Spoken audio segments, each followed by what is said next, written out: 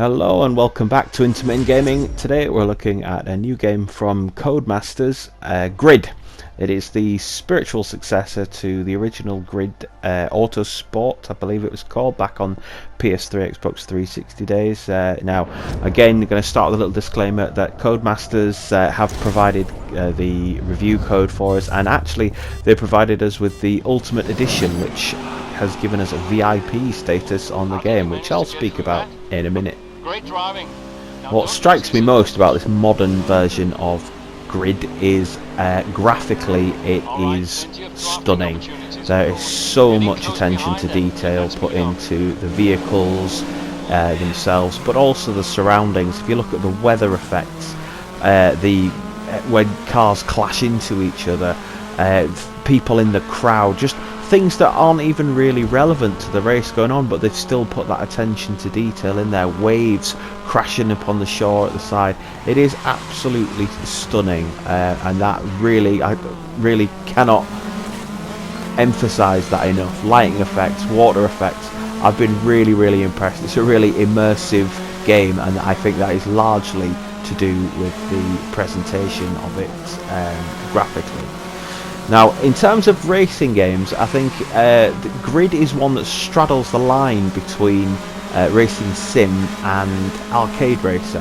Which side of the line you come down on is really down very much to player choice, because the options in the menus, how you can customize this game and tailor it to what you want from Grid is amazing.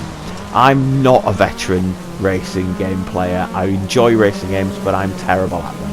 So when I duck into the menus, I can get into the damage being purely visual. I can make sure that the game's AI is at a level that I can cope with, and I can make sure that things like the assists for traction control or whatever it might be are all on.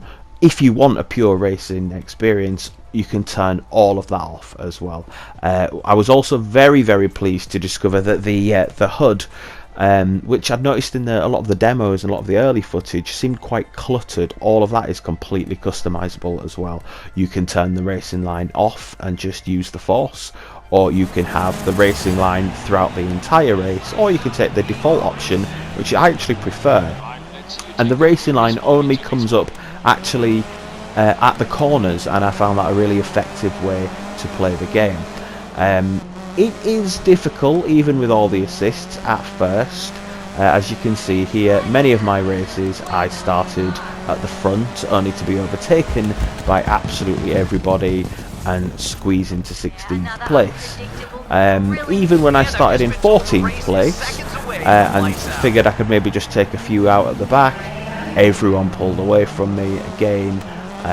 And try as I might, I was not great at this until I discovered that even if you're playing it like an arcade racer, it's really worthwhile doing the hot lap at the start of the game. So another bit of advice there really as you're going into the game: use the hot lap to get yourself a decent grid position, because if you can finish your hot lap in first, you're at least, you know, you're not gonna start at the back of the grid. Overtaking is certainly possible in this game, but there are some car types and some races that make it much more difficult.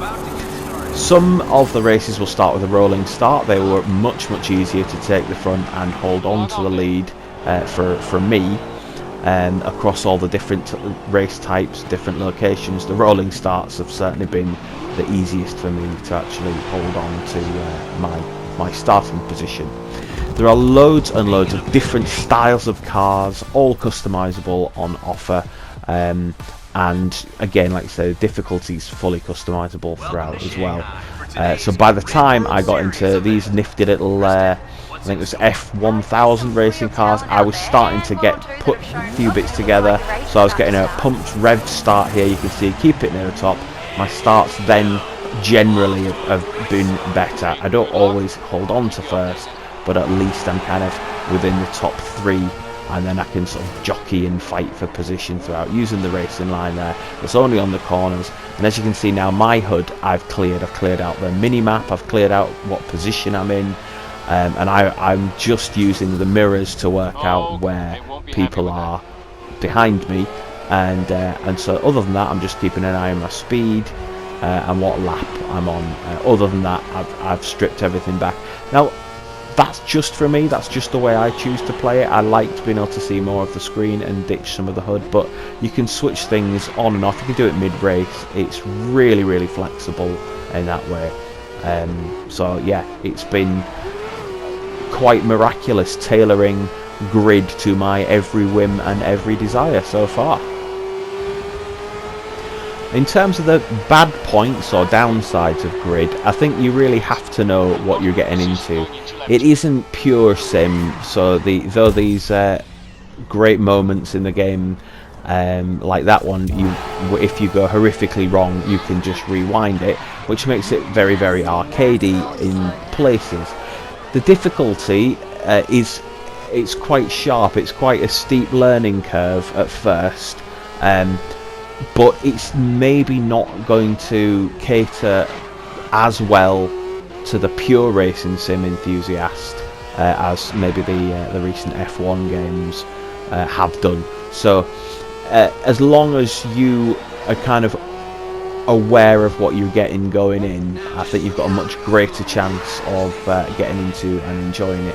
It's not pure out and out sim, nor is it an easy Mario Kart style pick up and play racing game. But if you enjoy races, if you like get into the racing game vibe, you don't need blue shells and red shells flying about the place, but you also don't want the sort of brain gymnastic required difficulty of some of the pure sims, then Grid has got a heck of a lot to offer you. It does have a lot to offer the arcade enthusiast and the racing sim enthusiast, but I just feel like either end might just be lost when playing Grid, because it's not pure arcade or pure sim. It caters to a lot of people that may fall into the middle. My only concern is I'm just not sure how many people that actually is. Intermittent Gaming confidently awards Grid an 8 out of 10. It's an awesome game. Go out there and try it. But now we're going to take another intermission. Thanks for watching.